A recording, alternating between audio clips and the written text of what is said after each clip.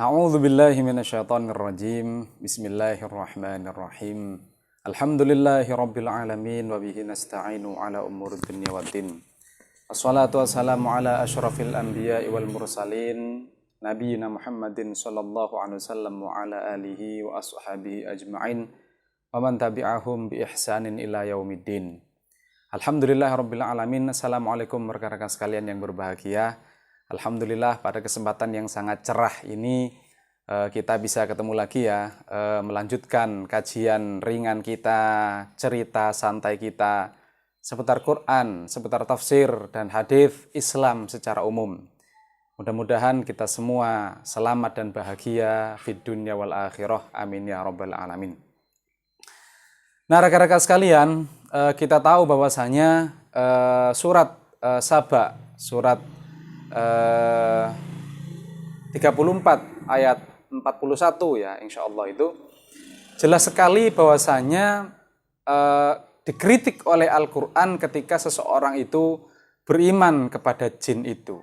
Balkanu ya'budunal jin, mereka itu menyembah jin, aktsaruhum bihim mu'minun, dan mereka beriman kepada jin itu. Jadi beriman kepada jin itu dikritik oleh Al-Quran. Mereka yang ingkar itu mereka menyembah jin. Bal aktsaruhum bihim mu'minun, dan mereka juga beriman kepada jin itu. Nah, rekan-rekan sekalian, jangan lupa ya, Al-Qur'an itu turun memang kepada Nabi Muhammad 14 abad yang lalu.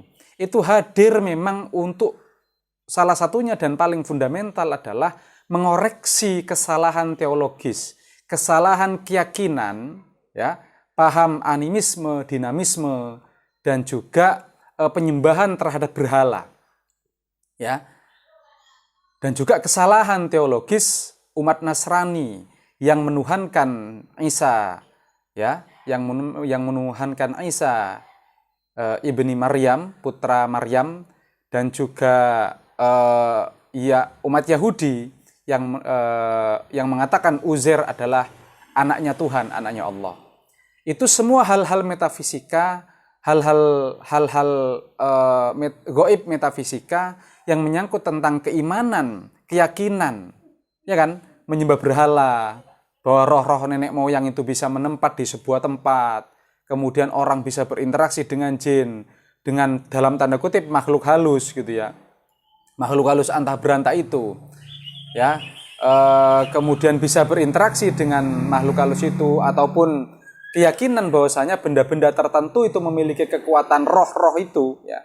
Animisme dan dinamisme itu adalah hal-hal yang terkait dengan keyakinan. Sangat fundamental sekali yang lantas memang Quran hadir untuk mengkoreksi, untuk mengkritik keyakinan-keyakinan yang model seperti itu. Ya. Nah, rekan-rekan sekalian, kita mencoba masuk ke dalam term kata kosakata iman itu. Ya, iman itu kan sering kita mendengar iman, ya. Iman itu kalau kita mengutip kamus-kamus Arab, misalkan Lisanul Arab dan Al-Mufradat fi Gharib Al-Qur'an, ya. Hamzah mim nun, dari hamzah mim nun, ada yang mengatakan alif mim nun ya. Asalnya ya, amana yu'minu imanan, iman ya. Asalnya itu kan amana yu'minu gitu kan. Amana yu'minu imanan fahuwa mu'min. Itu aslinya berarti adalah percaya yang lantas melahirkan ketentraman, kedamaian, ketenangan. Ya, jadi percaya, iman itu percaya yang melahirkan ketentraman, kebahagiaan, kedamaian. Ya, itulah iman. Ya. Kemudian lantas lahir dari kata itu kata aman, ya, aman, ya kan, aman ya, tenang, aman, seperti itu. Merasa selamat, merasa safe, merasa aman, merasa sentosa, merasa damai, ya. Kemudian lantas memunculkan istilah lagi amanah, ya, amanah jamaknya amanat, yaitu kita menyerahkan urusan kepada seseorang, lantas kita merasa aman, kita merasa percaya, karena orang itu bisa diberi amanah, orang itu jujur, orang itu tidak hanya jujur, tetapi dia itu kredibel. Dia mampu menyelesaikan, mengerjakan tugas-tugasnya dengan baik dan profesional. Jadi orang yang menyerahkan itu menjadi aman, ya, menjadi aman. Kemudian itulah amanah, ya, amanat. Nah, Rasulullah SAW itu beliau mendapat gelar Al-Amin, Al-Amin, ya, itu beliau adalah orang yang jujur, orang yang prestasi, orang yang amanah, ya. Jadi saudagar pada saat itu ketika mempercayakan dagangannya kepada Muhammad muda itu merasa aman karena Muhammad ini jujur, ya. Kemudian dia memiliki sifat-sifat yang unggul gitu dan juga dia punya skill, keterampilan yang unik, ya, dan bisa dipercaya gitu. Sehingga para bos itu menjadi aman, menjadi untung dagangannya, kemudian menjadi aman, ya. Tidak ada rasa khawatir ditipu, khawatir rugi dan seterusnya dan seterusnya. Karena Nabi Muhammad ini orang yang jujur dan juga kredibel. Skillnya itu mumpuni beliau, ya. Punya keterampilan yang luar biasa. Maka beliau mendapatkan gelar Al-Amin. Ya, salah satunya itu memang yang terkenal itu jujur dan bisa dipercaya. Nah, rekan-rekan sekalian, kita juga mengenal istilah amin gitu ya. Itu beda lagi kalau amin itu hamzanya panjang, mimnya panjang. Amin itu artinya adalah istajib du'a'ana. Kabulkanlah doa kami. Itu amin. Kalau amin itu orang yang bisa dipercaya. Kalau amin itu artinya kabulkanlah doa kami. Istajib du'a'ana. Nah, di dalam Al-Qur'an rekan-rekan sekalian itu memang diceritakan bahwasanya iman itu percaya, ya, yang disertai dengan kedamaian dan ketentraman. Kalau misalkan kita kutip surat 57, ya, surat Al-Hadid sekitar ayat 19, walladzina amanu billahi wa rasulihi ulaika hum as-siddiqun. Ulaika hum as-siddiqun. Jadi orang-orang yang beriman kepada Allah dan Rasulnya, mereka itulah orang-orang yang benar gitu ya. Nah, kalau kita mengutip surat yang lain, misalkan di surat 12 ayat 17 ya, di surat Yusuf ayat 17, kita buka dulu ya. Di sini cerita, qalu ya abana inna dhahabna nastabiqu wa tarokna Yusuf inda mata'ina fa'akalahu dhi'b wa ma anta bimu'minin lana walau kunna shodiqin. Di sini kita fokus pada kalimat wa ma anta bimu'minin lana walau kunna shodiqin, dan engkau ayah kami, ya, kata saudara-saudara Yusuf itu, dan engkau wahai ayah kami tidak akan beriman kepada kami meskipun kami orang yang benar. Lah di sini tidak beriman kepada kami maksudnya tidak membenarkan, ya. Jadi bapaknya itu tidak akan membenarkan kepada saudara-saudara Yusuf itu meskipun mereka mengaku aku benar, ini kejadian yang sesungguhnya. Nah, mukmin wa ma anta bimu'minin di sini berarti adalah membenarkan, ya, membenarkan. Maka lantas kata iman itu sendiri, ya, itu membenarkan, jadi mengakui kebenaran beserta membenarkan. Jadi dia mengakui, percaya mengakui kebenaran, kemudian dia membenarkan. Maka lantas memunculkan iman itu terdiri dari 3 hal. Yang pertama dia mengakui secara lisan, kemudian dia membenarkan dengan hati, kemudian dibuktikan dengan amal perbuatan. Itulah iman. Ya. Nah, rekan-rekan sekalian, kalau kita coba buka-buka ayat Al-Qur'an ya, misalkan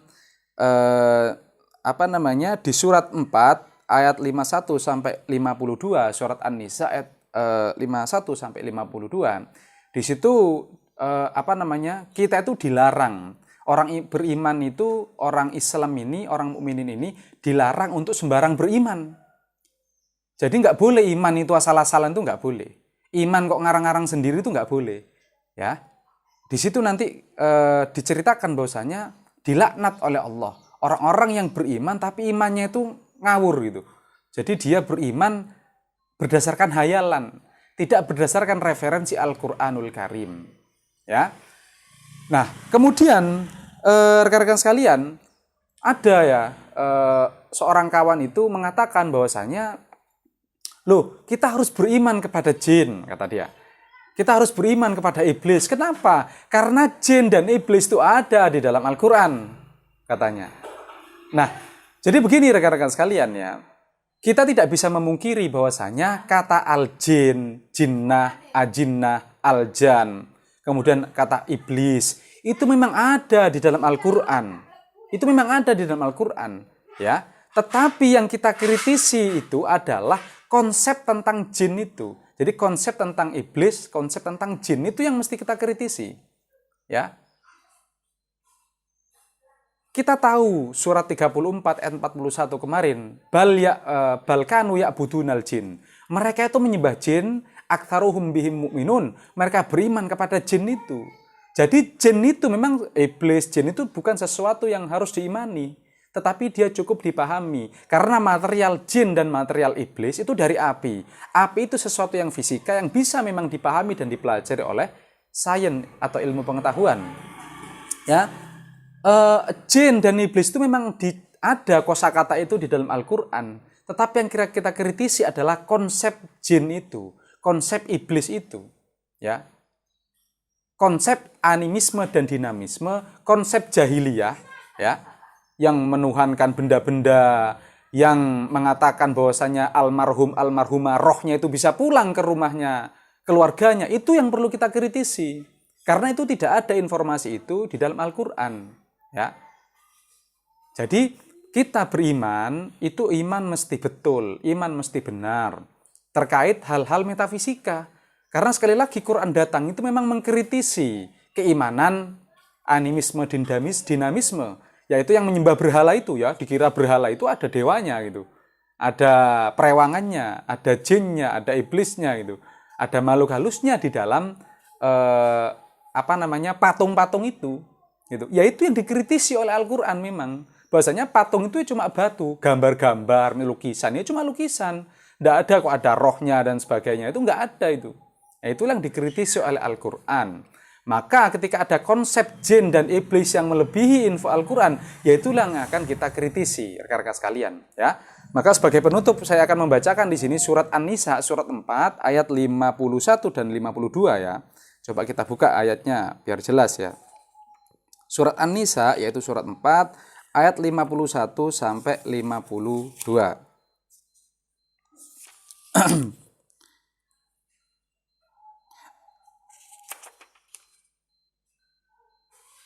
A'udzubillahi minasyaitonirrajim. Bismillahirrahmanirrahim.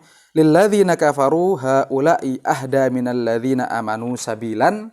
Ulaikal ladzina la'anahumullahu wa may yal'anillahu falan tajidalahu nasiron. Tidakkah engkau memperhatikan orang-orang yang diberi bagian dari kitab Taurat? Mereka percaya kepada Jibt dan Toghut. Ya. Mereka percaya kepada Bil Jibti wa Toghut. Ya. Mereka beriman kepada Jibt dan Toghut. Yu'minuna bil Jibti wa Toghut. Ya. Mereka beriman kepada Al-Jibti wa Toghut. Kemudian dan mengatakan kepada orang-orang kafir musyrik Mekah bahwa mereka itu lebih benar jalannya daripada orang-orang yang beriman. Ulaikal ladzina la'anahumullah. Jadi mereka itu yu'minuna bil jibti wat taghut. Mereka beriman kepada Jibt dan Toghut. Jadi mereka beriman lah, Jibt dan Toghut itu iman yang mereka kreasi sendiri gitu. Iman yang mereka buat-buat sendiri, sesuatu metafisik ya. Ya kayak Mbak Mule itu tadi. Ya kayak animisme dan dinamisme, roh-roh bisa masuk ke dalam rumah kosong atau benda-benda sesuatu memiliki ruh goib metafisik itu ya. Jimat-jimat itu ya. Itu keyakinan-keyakinan karangan maksudnya. Dibuat-buat sendiri oleh mereka itu. Ya, bil jibti wa taghut. Jadi keyakinan yu'minuna bil jibti wa taghut ya. Mereka yakin kepada Jibti, mereka beriman kepada Jibt dan Toghut. Itu adalah keyakinan mereka yang mereka kreasi sendiri. Dan itulah yang dikritik oleh Al-Quran. Ulaika la'anahumullah. Itu jelas di ayat 51 tadi bahwasanya mereka lantas dilaknat oleh Allah. Yaitu mereka membuat akhirnya keyakinan orang-orang itu menjadi tersesat gitu. Menjadi salah dan menjadi tersesat. Karena karangan-karangan mereka sendiri, hayalan, tahayul gitu maksudnya. Jadi tahayul itu menghayal-hayal dalam konteks beriman. Nah, ini keliru rekan-rekan sekalian. Ya, kalau tentu saja sekali lagi kalau itu konteksnya hiburan, misalkan televisi ya, itu hiburan, cuman ya happy-happy, senang-senang, hanya konteks hiburan, fiksi, fiktif, ya karena itu rating ya, penonton dan juga nanti ada efeknya ke ekonomi, pemirsa dan seterusnya, itu konteksnya adalah hiburan fiktif. Ya, jadi kita menyikapinya sebagai fiktif belaka gitu. Hanya hiburan gitu. Tetapi awas jangan sampai dicampur adukan dengan keimanan orang yang beriman ini gitu. Nanti dikira betulan, nanti ketika dikoreksi malah sulit gitu karena sudah mengakar di dalam alam bawah sadar mereka. Ya, jadi rekan-rekan sekalian, jangan sembarang beriman. Kita harus beriman dengan sesuatu yang benar gitu, yang diinformasikan oleh Allah di dalam Al-Qur'anul Karim. Itu rekan-rekan sekalian cerita saya pada kesempatan kali ini, mudah-mudahan ada manfaatnya. Akhiru da'wahum anil hamdulillahirabbil alamin. Terima kasih. Assalamualaikum warahmatullahi wabarakatuh.